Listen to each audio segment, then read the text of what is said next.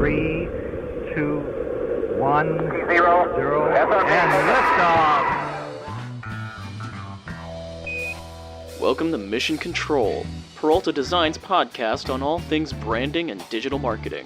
Since 2008, Peralta Design has launched hundreds of brands with award-winning identities and websites. Join our hosts Ramon and Jorge as they use decades of combined experience to tackle topics with past clients, industry partners, and the rest of the PD crew. At Peralta Design, we launch brands. But for now, let's launch right into this episode of Mission Control. Hey everybody, welcome to Mission Control, where we respect the grind and reclaim the American dream. I am your host, Ramon Peralta from Peralta Design, and we launch brands. Today's guest is the founder of KGC Consulting. It's a small business bookkeeping service company founded in 2020. She's from the Dominican Republic. She's raised in New York City. She's a mother of two. She set out and did this during, what many people think was one of the worst years for business. She started a business. She has almost a decade of bookkeeping management behind her.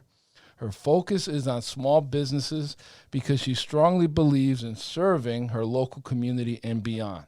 Please help me welcome Karla G. Checo. Welcome. Well, thank you. Thank you so much, guys, for having me here today. Let me just give you a little background of who I am. I am Karla. I do bookkeeping services for small businesses.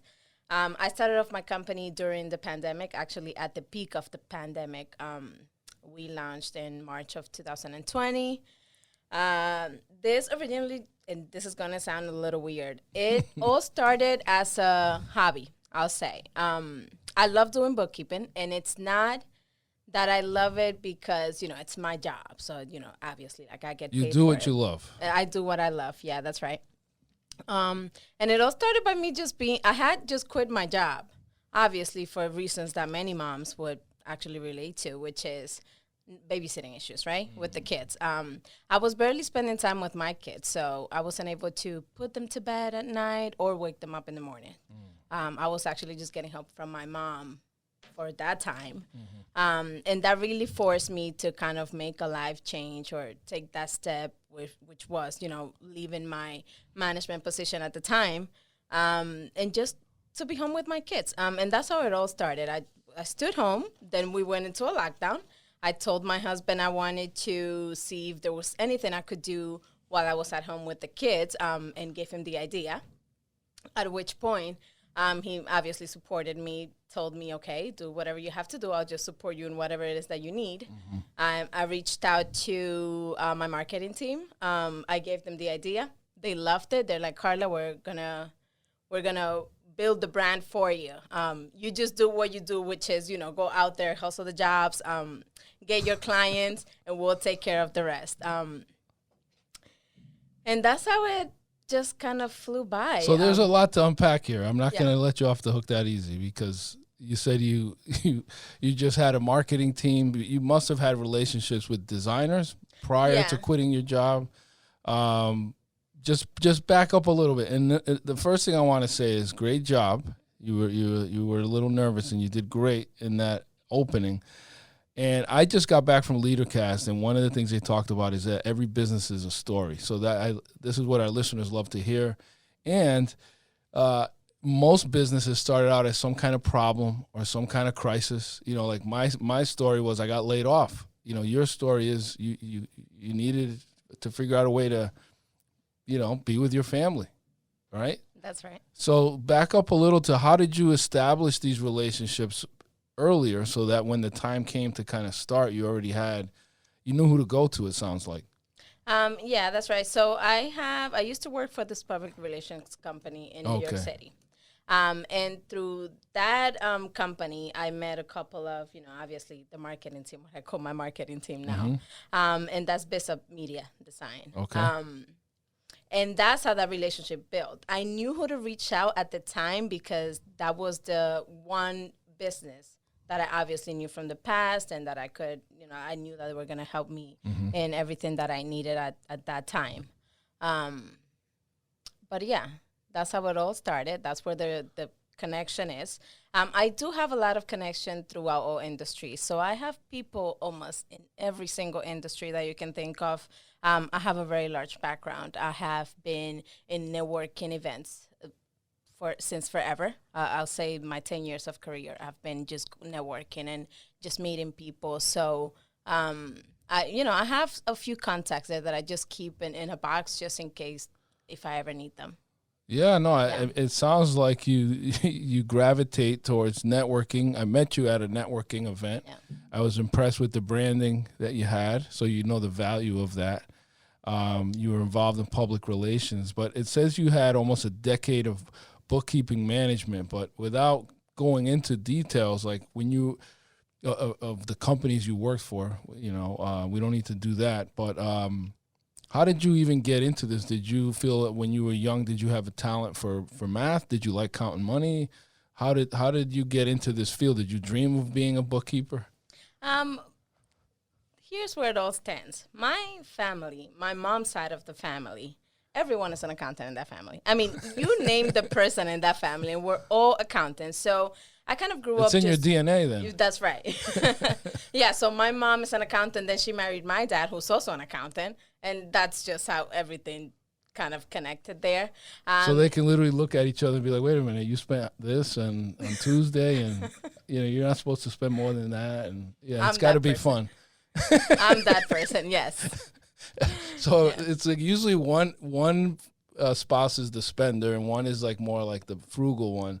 But if you're both accountants, is it just like you just have like a super budget, like it's just super efficient? I have no idea how my mom and my dad used to work that out. I mean, I cannot, I'm the only person that's like that. Mm-hmm. My husband knows nothing about bookkeeping or accounting. Yeah, he lets you handle that. Yeah, he's like, I want nothing to do with numbers. It's okay, you handle it. So that's why it works out. I have no idea how my mom and my dad made that work. So you had the DNA of two accountants. So you're like super accountant because it's like double the DNA right. On both sides, you know. So that's awesome. And when did you first discover that was going to be your career path, or did they just tell you like you should follow in this, or? No, so originally, right before I went to college, I told my dad I wanted to go to school for computer engineering. Okay. So I went to school for computer engineering at City Tech in Brooklyn, New York. I did one semester there. It didn't work out. I mean, I loved the classes. It's just that at the time, it was just too complicated for me to commute to the school and, kind of keep going. So I had to take a break in between getting my bachelor's degree. Mm-hmm. So I have no idea. Then I found a job in a management company.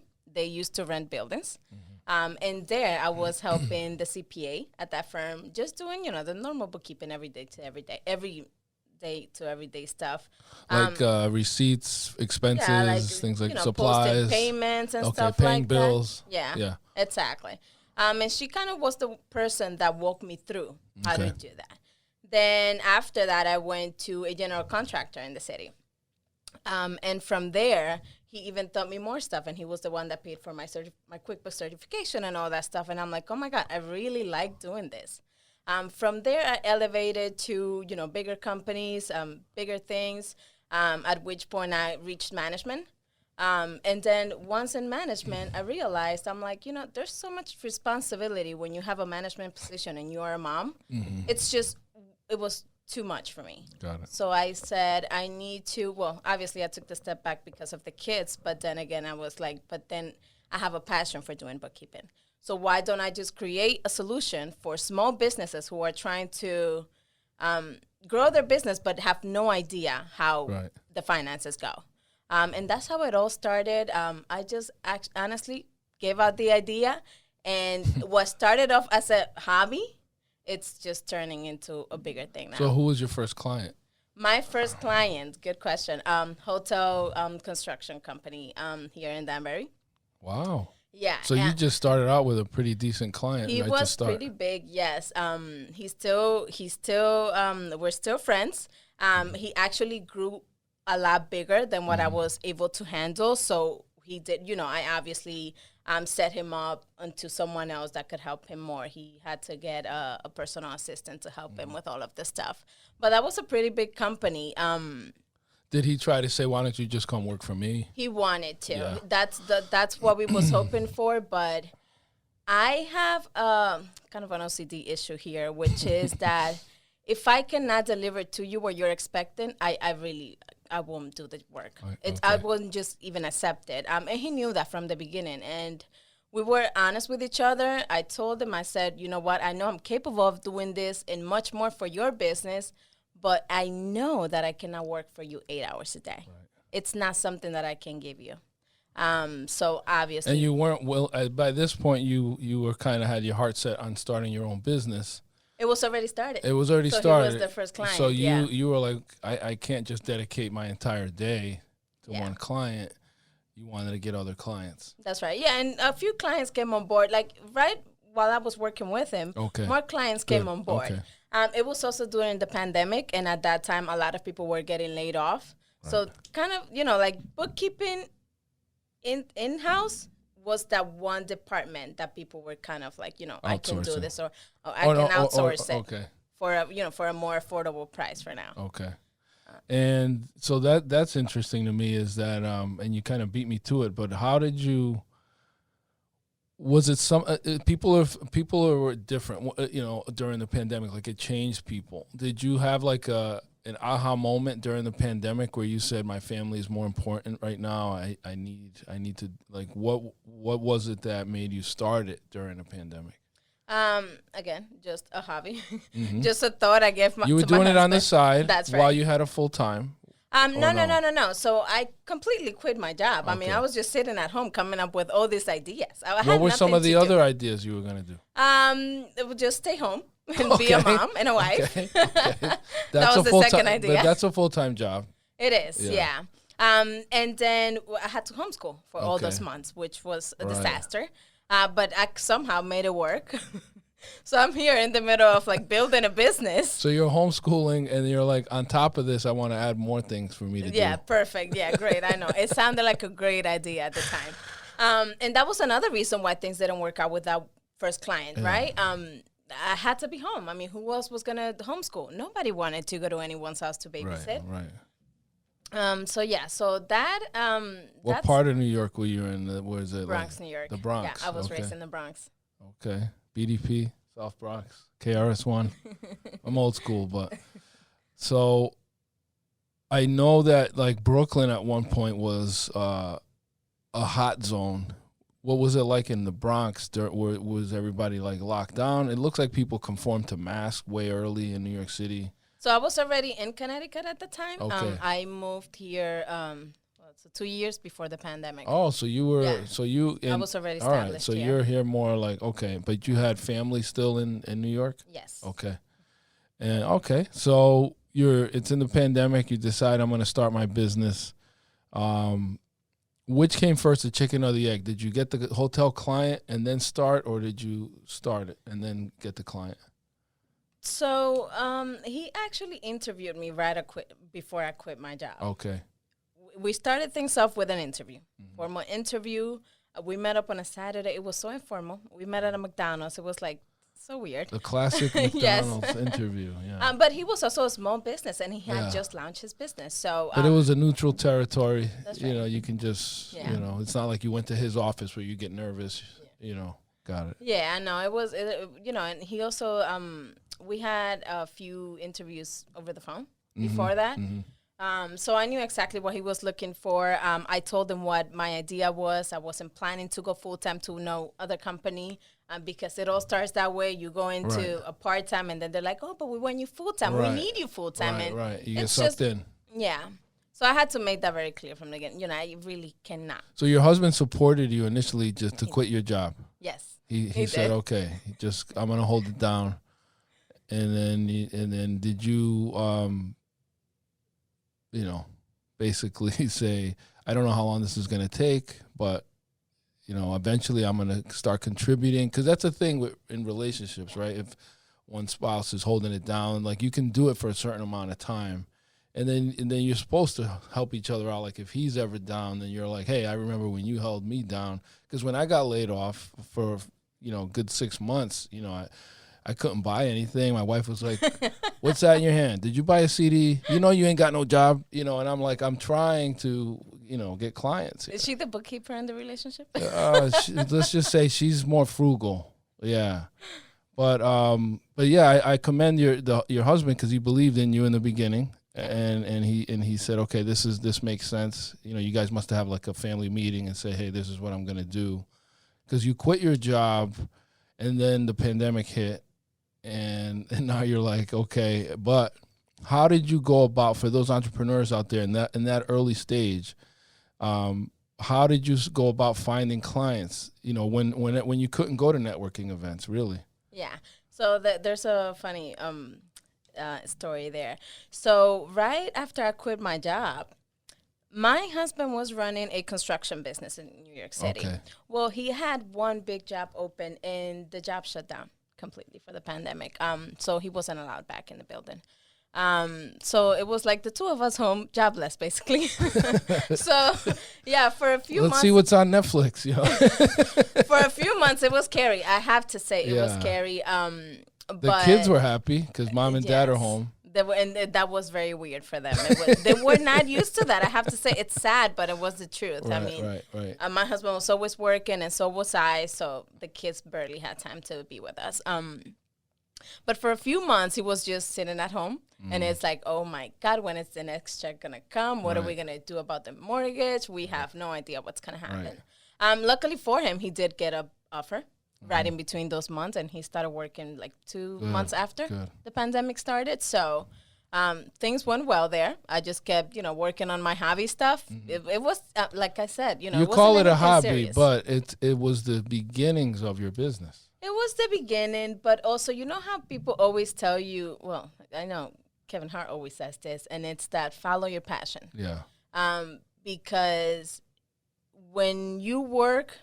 Wait, I don't even know how to word this. When you do something that you like, you don't have to work a day in your life, right? It doesn't feel like work. Yeah, and that's what it feels like to me, especially now that KGC is just growing at the fast pace that is growing.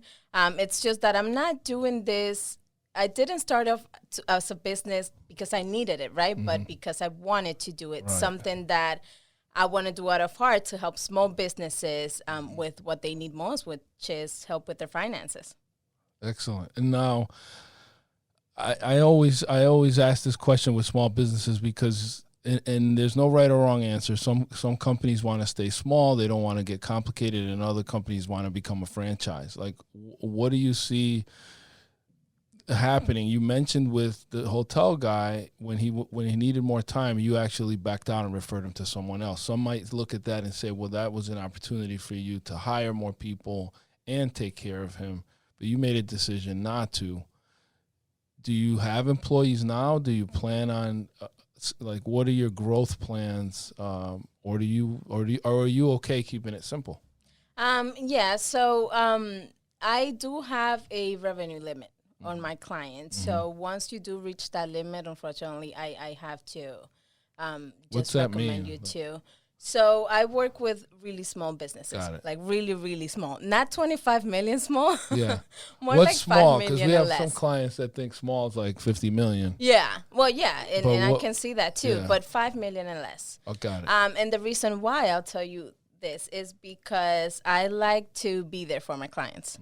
And that's one thing that every client that I have can tell you, that is that I'm always available for them. Let it be whatever it is that they need during the day, an email, a call, or a last-minute Zoom meeting. I don't know, whatever it is that... You want to maintain a certain level of service. Exactly. Of quality service. And that's what's important to me. I mean, I've heard really bad stories, or people coming to me, we want to hire you because you answer my email. Right. And my accountant doesn't answer my emails. Right. And I'm like, you know what? It's not even their fault. Isn't the bar so low that like that makes you different? Like I tell our team, and it's, all we have to do is say what we were going to do when we were going to do it.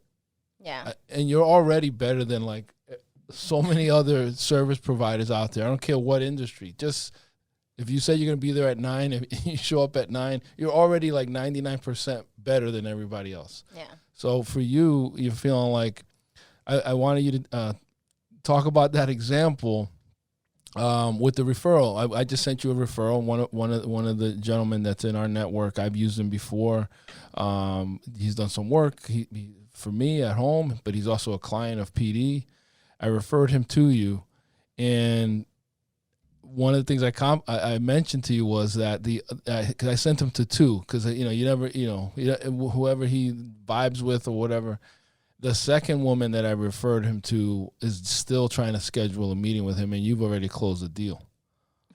Yeah, it took me like 2 minutes to do that. Yeah, well, thank you so much for the referral. Because that's amazing. 1. I'm going to call you the closer. Because that's like a world record. Well, 2 I minutes. remember you sent me the email like at 7 p.m. and then I was making dinner and I'm like, okay, I'll answer tomorrow. But the first thing I did as soon as I got in the office was answer that email. Yeah. I mean, it was a referral, so I obviously want to make sure that I take care of your clients. So thank you very much. But yeah, no, I just responded back. I asked him to give me a call. I think he called me the next day after that. But as soon as he called me, we had a quick meeting. He told me what he needed. I worked on the agreement. He signed it, and we're doing business. Great. Congratulations. That's awesome. That is awesome. Now, it seems to me like you're the most successful business owners. They're good at that part, and then they're really good at doing the actual work. So do you think in the future you'll give up sales to somebody else and you keep doing bookkeeping, or do you like doing both? So sorry, I didn't answer your question earlier. I do have an assistant that works with me. She works remotely. She is a New York resident. So she helps me with like the bookkeeping part, with the data entry and all that stuff in the system. She helps me with some of the reconciliations, and I just kind of oversee them at this point. But when it comes to like billing or accounts receivable accounts, I like to handle those. And a few of my local clients like to meet in person with me. So that obviously is something that she cannot help with. But I do have her working with the marketing team again, doing things that I can get off my plate, I'll say. And also is because I'm going to these networking meetings, right? So if I'm also networking, I can't be sitting in my office doing the bookkeeping part. Right. So I have to kind of delegate some of my work to her. That's I don't know if you've read the book, The E-Myth, but I recommend that one. It's Michael Gerber. But in it, he talks about, you've got to be working on your business 80% of the time and 20% in it. In order for it to really grow and be a business. Otherwise, if you're working in it, you basically just have a job. Yeah. And then then he says, not only that, but you're working for a nut job because you're your own boss and you're crazy because those are the people that they just work around the clock. They don't take vacation and they're just stuck inside of this business, which is not really a business. Because if you are working in it all the time, if you take a day off, you don't make any money. Or if you go on vacation, you don't make any money. You can't. So you might lose business if you're not always on because you haven't built a system to receive new clients, to service your clients, even on those days where you're not actually in the office. Yeah, and that's actually a good advice for small businesses. I have seen that a lot with many of the small businesses that I have met since I opened KGC, and that is that business owners don't delegate. So they know they're good at what they do, but they also don't want to hire anyone else to handle anything. Right. Let's say the bookkeeping part again, right? They're like, oh, yeah, but we do. My wife and I do the bookkeeping, and it's just what we do. But bookkeeping is very personal. I think that, I know for me, it took me many years to give it up, even though I was terrible at it. And I would lose track of who owed me money, and people would pay me a half of a half, and I would just be like, I don't know. I had a couple $100,000 in accounts receivable at one point, and I went to see a client of ours who sat me down, and he does business coaching, and he just started. I thought I was there to help him, but he ended up helping me, and he basically said, so if you had a CFO who hated doing bookkeeping, had a couple of $100,000 in accounts receivable that you'll probably never see, was terrible at keeping track of who owed them the company money, what would you do with that person? And I said, I'd fire him. So he was like, fire yourself because you shouldn't be doing this. But it was because I think what happens with a lot of small businesses owners is in the beginning, you do have to do everything. Because you just There's have no funds. Yeah, you don't have any. You can't pay. You just started. Like you're trying to replace a job income, so you're doing everything, including the things you're not good at. And then I think the numbers are also personal because I think we're kind of like now at PD we're very transparent. A lot of us work on proposals and everybody's familiar with what the rates are. But in the early days, I kept that stuff like, oh no, nobody can see this. And I think a lot of business owners are afraid to share their numbers, whether they're good or bad, or maybe they're doing something they shouldn't be doing. So to give it up to somebody, it takes a lot of trust, so. No, definitely. And I can actually relate to that because I actually just started sharing my rates with my husband. Even What? Yes, I know. It sounds a little crazy, but I did take my time just because, again, I wasn't doing it for the money, right? But at one point, he's like, yeah, but how is that going? Because you keep signing all these clients and can I see like what the money What's looks happening? like? Yeah. Like I want to go He's around. like, how about if you pay for dinner once in a while? No, Exactly. Well, yeah. He's expecting that too. Oh, no. Yeah, but so I can obviously relate to that. So it's not easy, but at which point I'm also happy to sign NDAs with my clients. right. I don't object that. We have an agreement, and in the agreement, I have a few things that say it. If they are more comfortable signing a separate NDA, I'm happy to do that as well.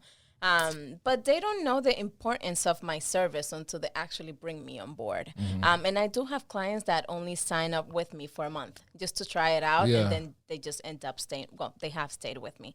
It's only been over a year. Yeah.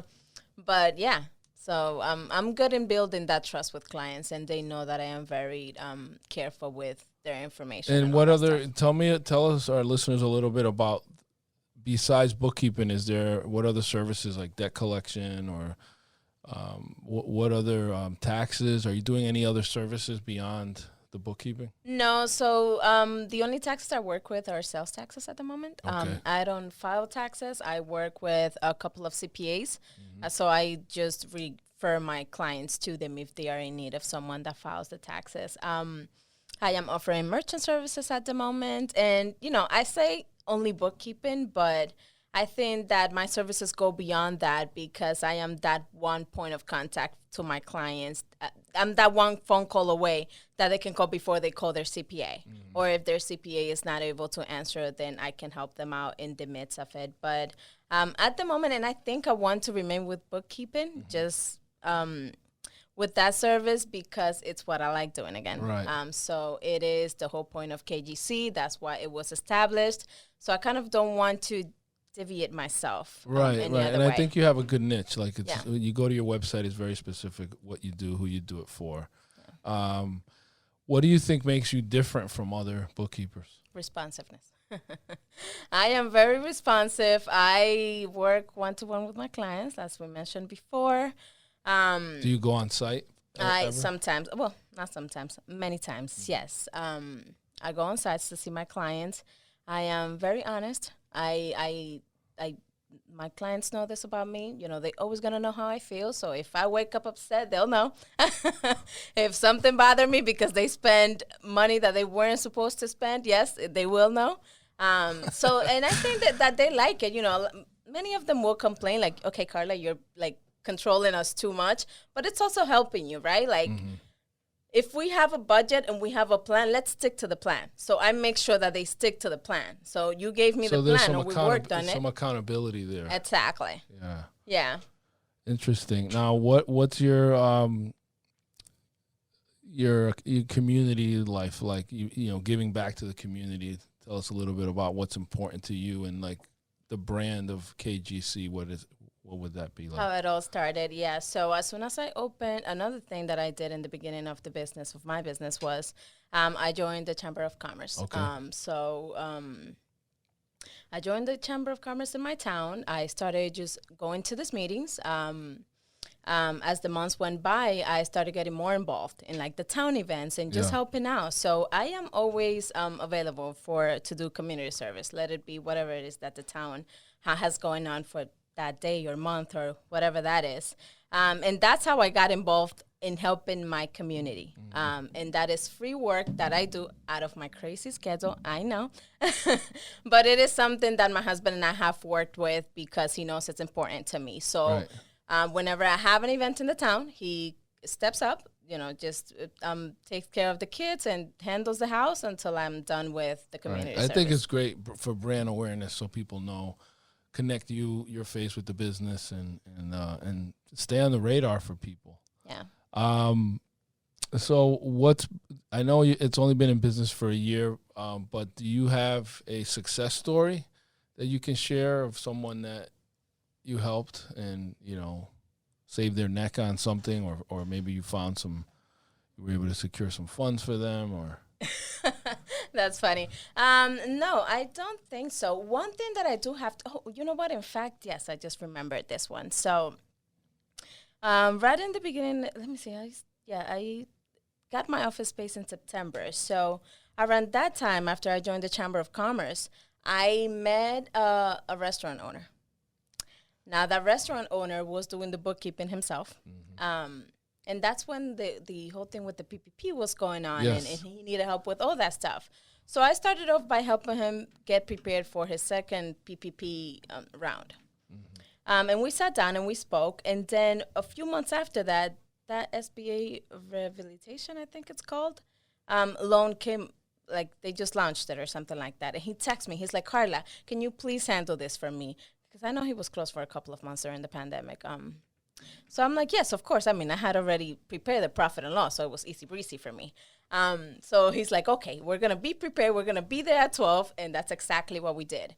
I got that client, I helped them get a good amount of money to kind of bring on top up of the PPP. On top of the PPP. There was the EIDL. Yeah, the SBA loan. But this one was the one that was for restaurants only. Okay. And he was the only restaurant, and let me tell you, he wasn't a client of mine yet. He wasn't officially a client. I was just helping him at the time with the little applications that he needed help with. But I had already worked in the profit and loss for that period of time. So he wasn't a client that was on board. Okay. Still.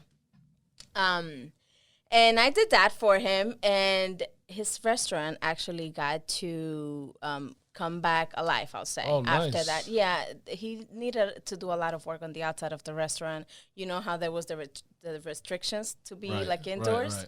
Right. So he had to work on that. He had to have outdoor seating. That's right. Made and stuff. And I went to the restaurant a couple of times. I mean, I used to feel so bad. I used to go with my family. I mean, it was to support. Yeah, because it was like, oh my God, what else can I do for this guy? Yeah. It's not, he wasn't officially my client, so it's not like I needed to support him or anything. Yeah. But I felt really bad. It was really heartbreaking to see how restaurants were suffering during that time. Yeah. So that was a good success story. I mean, until this day, he's officially a client now. And we have stayed to work together. He reaches out to me via text, calls, emails. I'm always there for whatever that restaurant needs. And I'm very happy that he's doing well now. That's awesome. Yeah. So what, if you had a crystal ball, what do you see in the future of KGC? So that's a good question. So because KGC started not as something that I thought it was going to turn out as big, not that I'm huge right now, but I am definitely bigger than what I thought I would be. I had a business plan of 10 years. And my husband knew this. It was a business plan that it was going to take me 10 years to build the brand. It looks like I might get there way faster than what I thought. And when I sat down with Nelson Merchant from SBDC, I explained that to him. I said, Nelson, I thought 10 years was what it was going to take me to, get to that high salary and all that stuff. But it looks like I'm moving fast. At which point Nelson just said to me, Karla, I'm going to tell you this. At the phase that you're going, because you like to network so much, you might make it in 3. Wow. Yeah. So I'm like halfway there. Yeah. So what happens when you have too many clients? Are you going to No, how do you delegate. clone yourself? Yeah, I'm going to start. So besides my assistant, I'm definitely going to have to hire an office manager. And I had a conversation with who's another client of mine, actually, just last week, where I expressed to him how much I would like for him to step in and hopefully help me in the future. Okay. So we spoke about, what his experience is, what his goals are, and he showed some interest in helping me out, at least with the office management. So, hoping that does happen within the next year. Good. Well, this has been fun getting to hear your backstory and definitely have some differentiators there. The brand looks great. And I think you're kind of firing on all cylinders because you know that you have to be responsive and then but you also have the integrity that you're providing quality service. So what is the best way for people to find you, and what are the types of clients that you're looking more of? Yeah, so people can definitely follow me on social media. I am on Instagram at kgc.consulting. You can find us on Facebook and also in LinkedIn. We are very active in social media, so if anyone sends us a message, we are very responsive. There is also a connect with us option on my website where people just sign up, put their information, and obviously I'll reach out to them like within an hour, but because it's just what I do. But yeah, those are the ways. They can also call me, whatever it is. I am very responsive. I know that for a fact, but I know that my assistant is also on top of all of, the incoming messages and all that stuff. And what kind of businesses do you like to work with the best or want more of? I like to work with businesses who need a lot of help with bookkeeping. Okay. I need small business owners who just need that one hand or a little bit of help in their day-to-day work day. So that is the reason why I like to work with very small businesses under $5 million in revenue. Okay. And what's your secret for balancing the being a mom, having a business, being a wife, everything? Like what advice would you give for someone out there trying to balance it all? Yeah. So, especially those moms, right? Because I had to quit my job for my good paying job to be a mom. It is all a balance, and I think that what helps me the most on every day is my schedule. So I know that I wake up to get my kids ready to school. As soon as they leave to school or summer camp, whatever it is, then I start my day. Mm-hmm. But I'm always home by the time they get home from school. Mm-hmm. So I make sure that I have my calendar in place. I make sure that they are taken care of because they are the priority. And then by the time I come home, I get to just cook dinner and be a wife. And, so that's how I'm balancing out. You strict schedule and stick to it. Great. Yeah. Great advice. Great advice. I enjoyed having you on the show. It was a lot of fun. I hope you had some fun. Thank you. Thank you so much for having me. Hey, everyone. Thank you for listening to this episode of Mission Control. Until next time, this is Ramon Peralta with Peralta Design, and we launch brands.